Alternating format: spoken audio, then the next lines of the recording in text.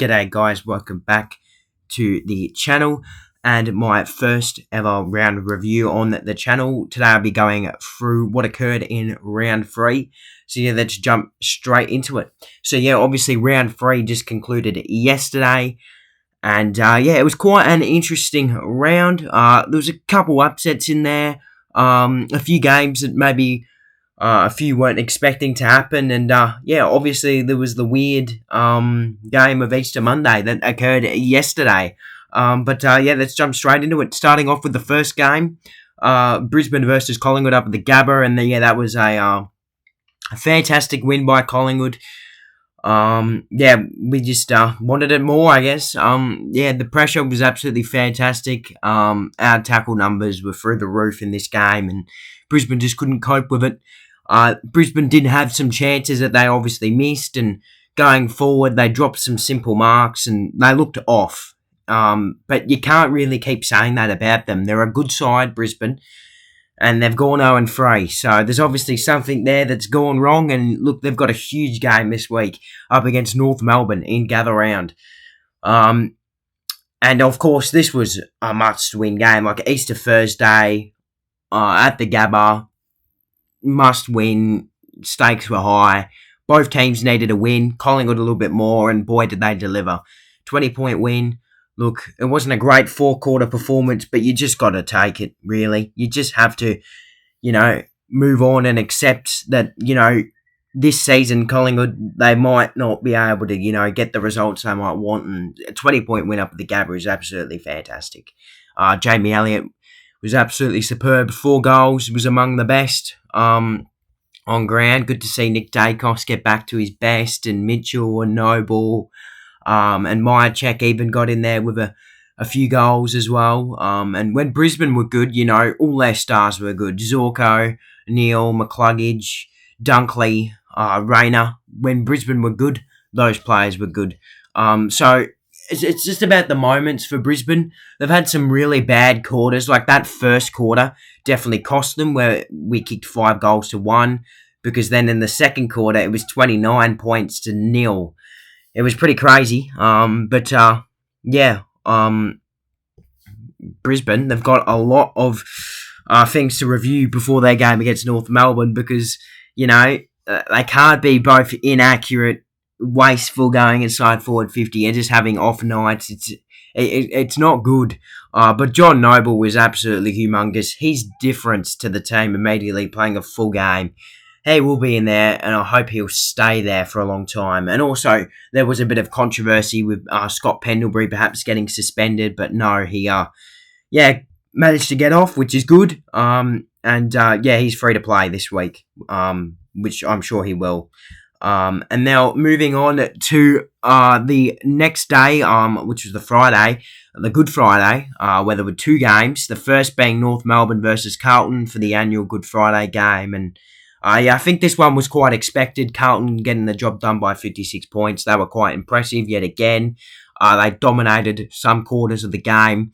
North Melbourne, to be fair though, that's the 3rd time this season in all 3 of their games that they've scored over 75 points. So the forward line is definitely not an issue anymore. It's their defence now. With all their injuries to their defenders like Goda and Logue and all that, it's making a difference. But also just the inexperience back there with, guys like Toby Pink making heaps of errors in the game, and Callan Dawson playing on Harry Mackay, who's, there's quite a bit difference there. It's just their tools they need to get right, really. North Melbourne's defence.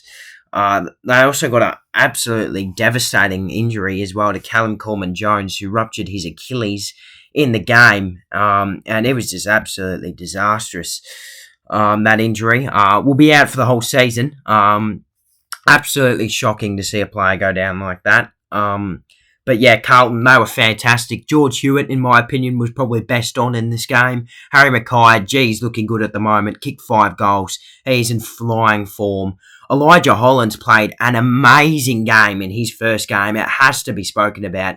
If this kid keeps doing that, then far out, what a recruit he's going to be. He's always had high potential when Gold Coast drafted him, and that is an amazing game.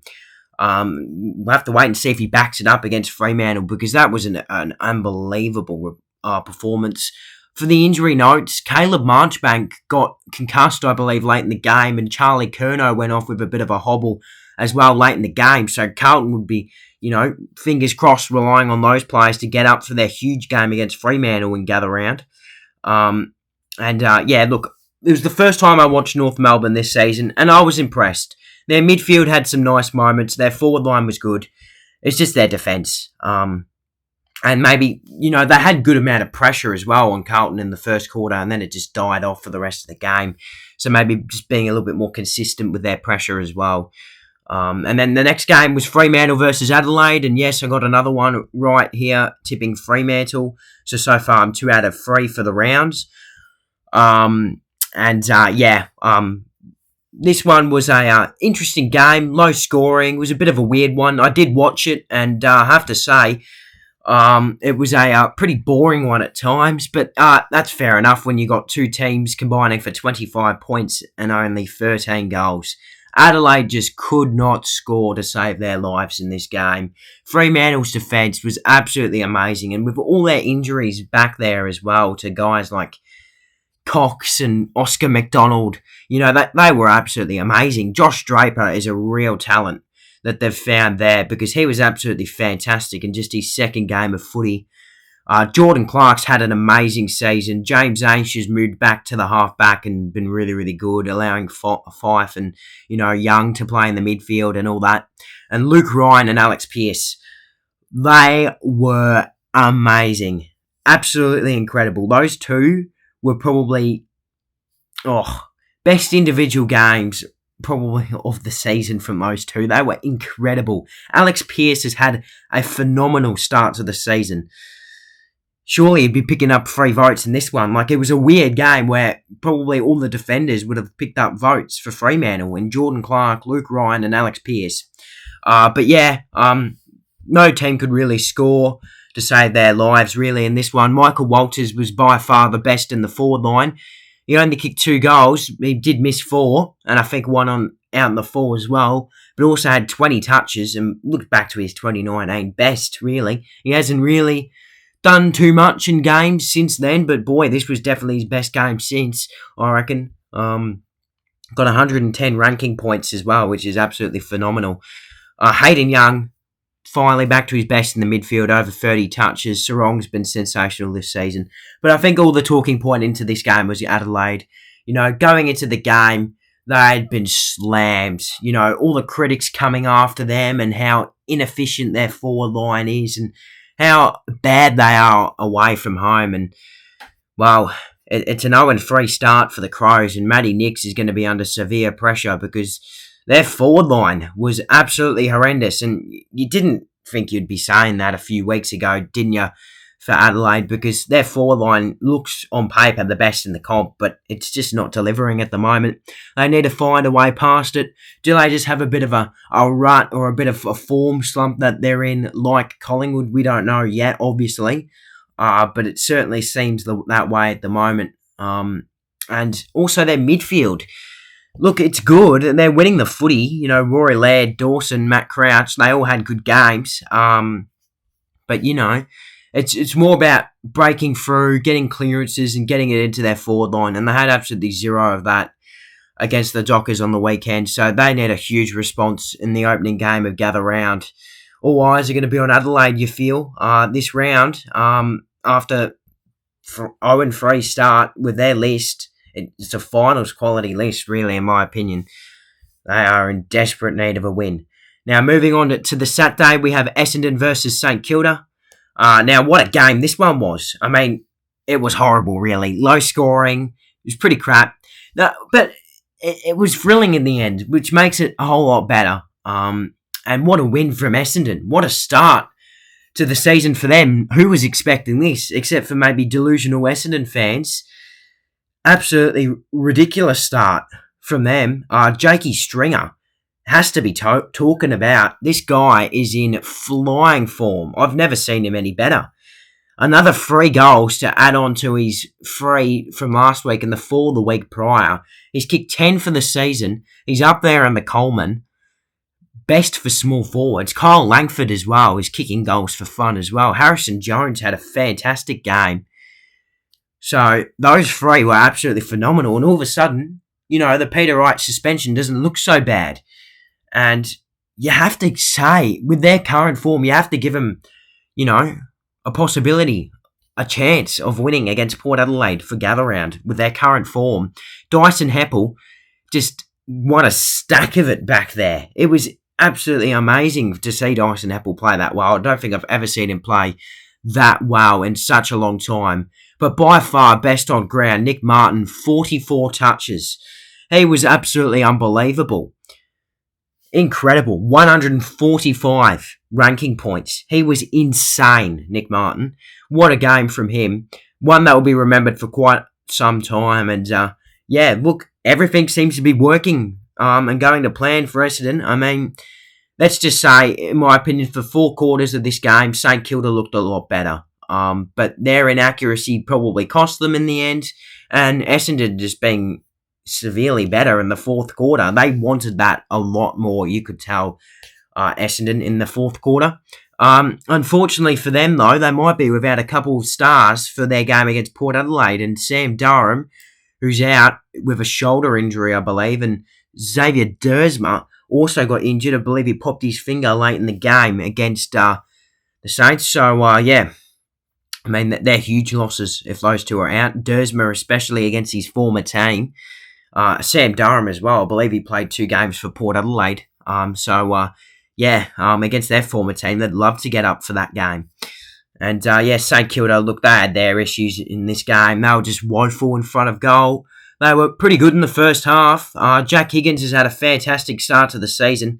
He was very, very dangerous amongst the goals. Kiminiti made a great replacement for Max King in this game, but however was a bit inaccurate. Only kicked both his goals, I believe, on the run.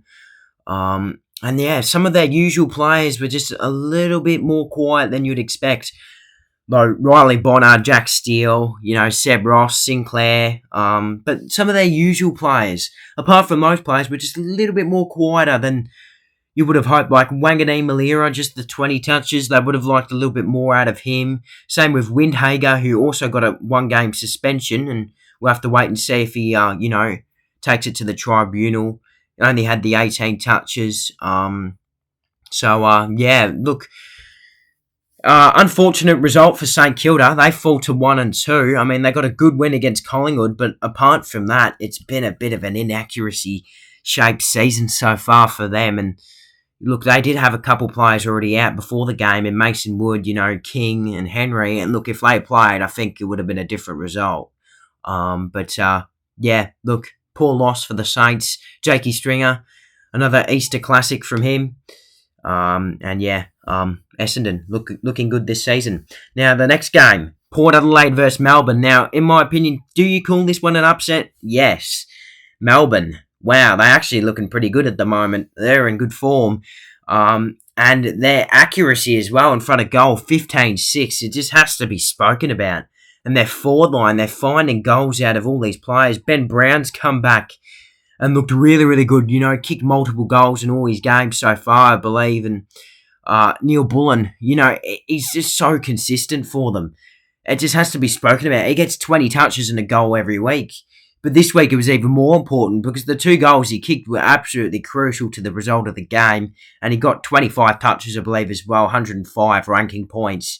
Absolutely superb. Fritsch, he has quiet games nowadays, but still manages to kick, a couple at least. And, he was absolutely ridiculously good against Hawthorn. And, he kicked 2 in this game as well. And, they got over the line for Jack Viney's 200th game.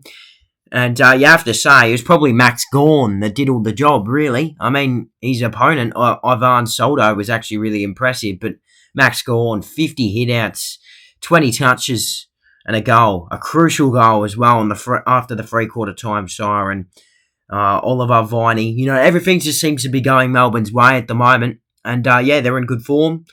And people will be looking forward to see what they do against a disappointing side at the moment in Adelaide. And then they've got Brisbane the week after, heading into their bye. And then after that, they've got Richmond. So Melbourne, at the moment, they're in really, really good form. Someone might have to be someone might have to check all their players for drugs at the moment, the way they're playing, especially their forward line. And yeah, Port, look, they played well.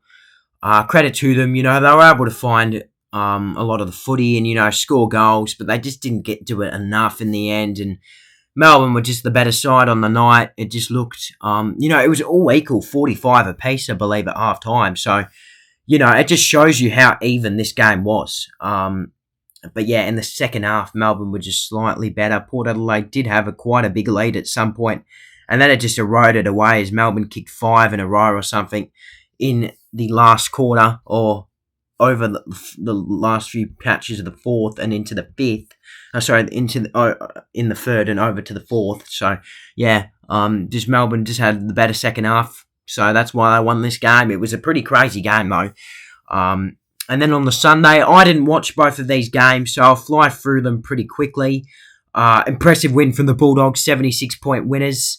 I mean, they'd be bloody happy with that, seeming last year they lost to West Coast at Marvel, so they'd be very, very happy with that.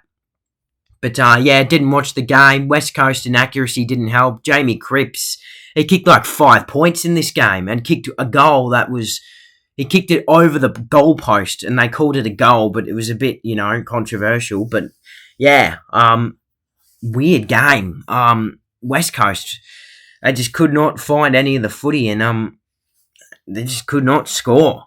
2 goals in the first quarter to 2 goals from the Bulldogs, and then they kicked 15 of the last 16 of the game, the Western Bulldogs, and unfortunately for them, I believe Libba got injured in this game. I didn't see what it was because it didn't. Because obviously I didn't watch the game and it wasn't shown on the highlights, but yeah, Libba got injured in this game apparently, I've been told, so that is a bit of a concern for the Western Bulldogs, because he was amazing as well in the the first half, and that young kid Gallagher looks really, really good as well. He kicked 2 goals in the second quarter. All their forwards got involved in the game, all their midfielders, and I think they kicked a lot of goals from their defensive half, moving it into their forward half, which is a bit unusual from the Western Bulldogs. We haven't seen that a lot from them. And yeah, just another disappointing performance from West Coast, really. And Harley Reid as well in this game. Disappointing. And yeah, next game, huge upset, by far the upset of the round. Richmond getting the job done at the G over the Swans. It just shows you that the Tigers are a decent side because their last 3 games, I mean, excluding the Gold Coast game, they've actually been really good this year. Only lost to Carlton, probably a top 4 side, you would think, by 5 points.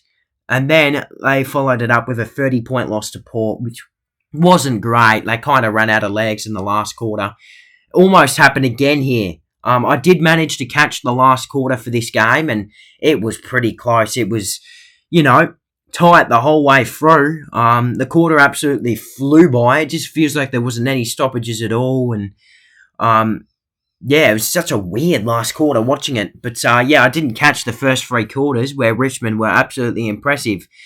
But yeah, Sydney, they won the last quarter, I believe, by a fair bit. Richmond only kicked the 1 goal in the last quarter. So every single quarter I've watched this year for Sydney has been a good one.